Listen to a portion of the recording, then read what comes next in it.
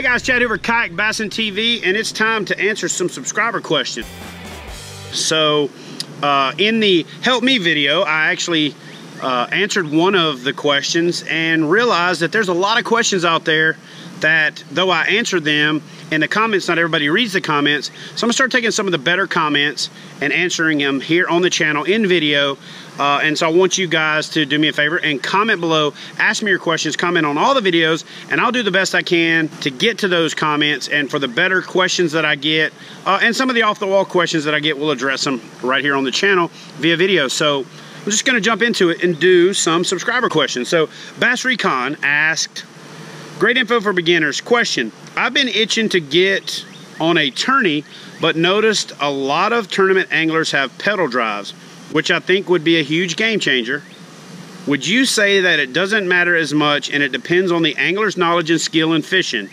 The tortoise and hare story comes to mind, LOL. So Bass Recon, first and foremost, thanks for the question.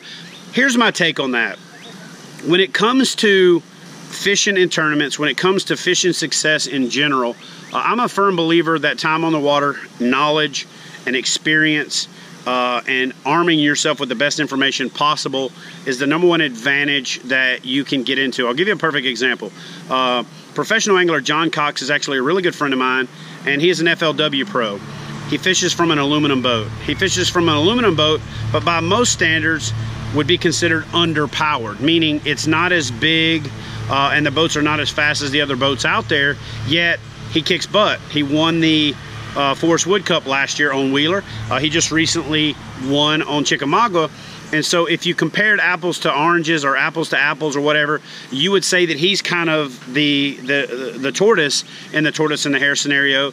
But because he's a skilled angler and because he puts in a lot of work and because he does a great job of preparing himself, he catches more fish, and catching more fish really is what it boils down to when it comes to winning a tournament. So I would say that I feel like anything that you could do to provide yourself an advantage is definitely gonna help you. But if you're trying to supplement a lack of experience and a lack of knowledge with gear, with toys, with horsepower, with pedalability versus paddleability, then in my opinion, you're already setting yourself up for a failure when it comes to approaching the tournament game.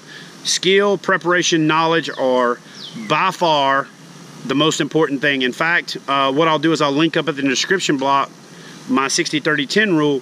You guys go down and watch that video, and I'll also put a card up above to make it easier for you. Click on that, go watch that video, and you'll kind of get my philosophy on the knowledge, preparation, and luck ratio when it comes to fishing, and that comes to mind in this scenario. So Bass Recon, thanks for the question, and I'm going to jump right into the next question.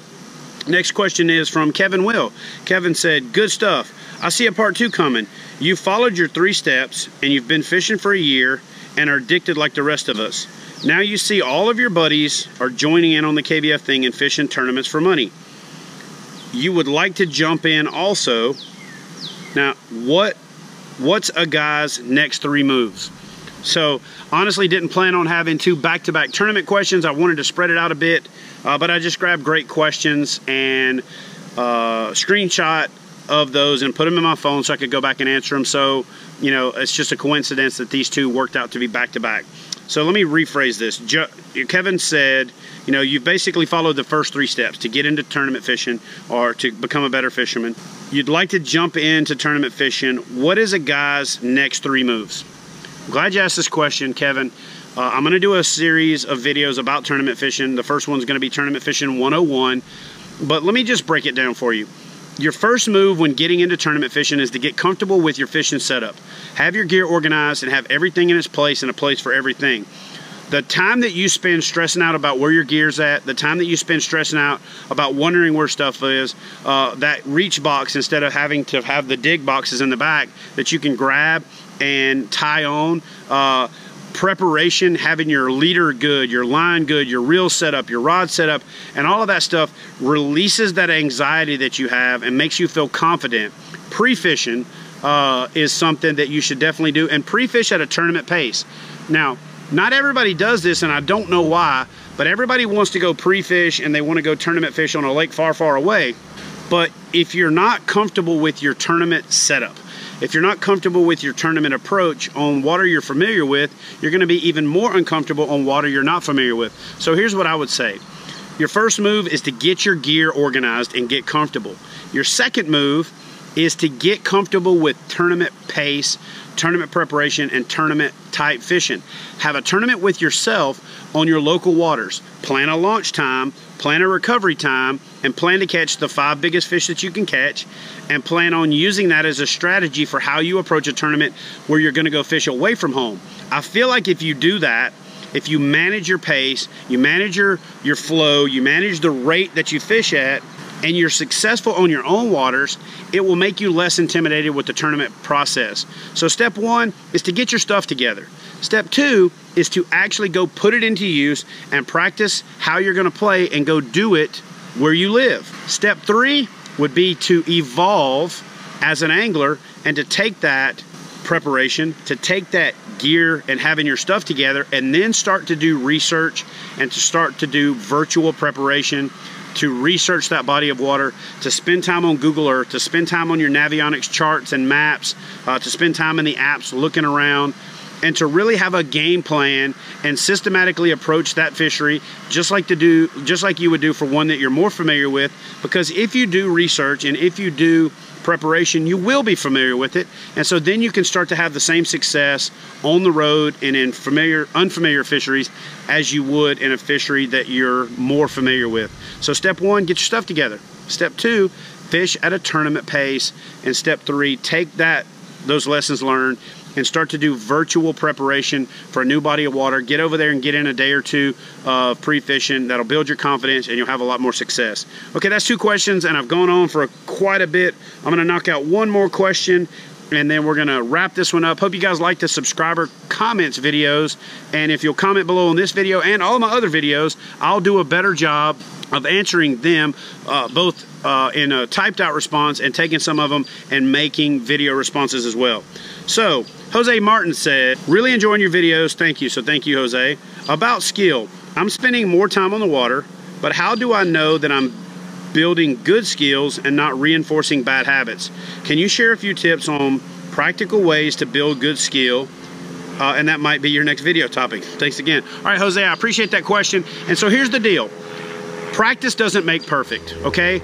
And perfect practice doesn't make perfect. So you've heard both of those sayings in life. You've heard the people that say practice makes perfect, tout that approach. You've heard the people that say perfect practice makes perfect, tout that angle. Well, if you were perfect, you wouldn't need to practice. And if you were perfect and you practice perfectly, you would only get as good as you already are. Here's my approach and here's my philosophy on that matter. Practice doesn't make perfect. If you practice something wrong, you're going to develop bad habits.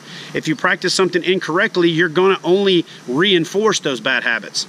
But you're not going to be perfect. So here's what I say. Proficient practice makes perfect, or proficient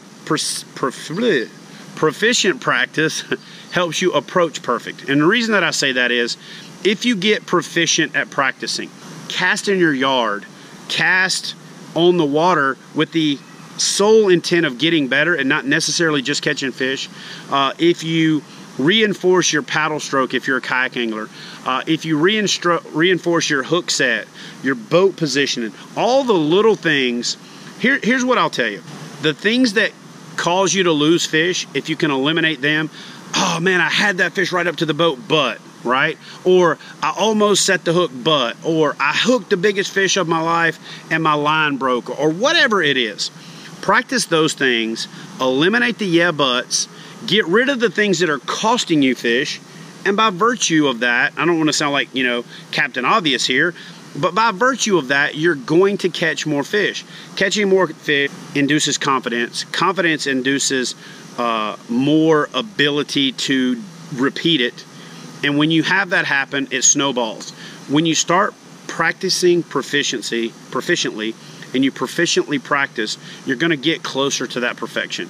None of us are ever going to get perfect. None of us are ever going to master everything that we do. That's part of the fun of it. That's part of what makes it exciting. But if you practice proficiency, and if you practice getting better at individual things, when you put the sum of, you know, all of the parts together, you'll have a better overall experience. Listen, guys, thank you for all the comments. Keep them coming. Put them on this video. Put them on all your favorite videos. I'm getting them now through the comments app, so it makes me be able to see the old comments better. My notifications are working really well for me to see those old questions and go back and answer them. So go comment on one of the videos. Watch one of those videos that are flying around my head here. Smash that subscribe button. Don't forget to give the video a big thumbs up. Liking the video really helps us out a lot. It's something that we absolutely have to have. That engagement is feedback. That feedback is reinforcement. It energizes us about creating more content, and it's greatly appreciated. Thank you for all your support. I'll see you guys next time on Kayak Bassin TV.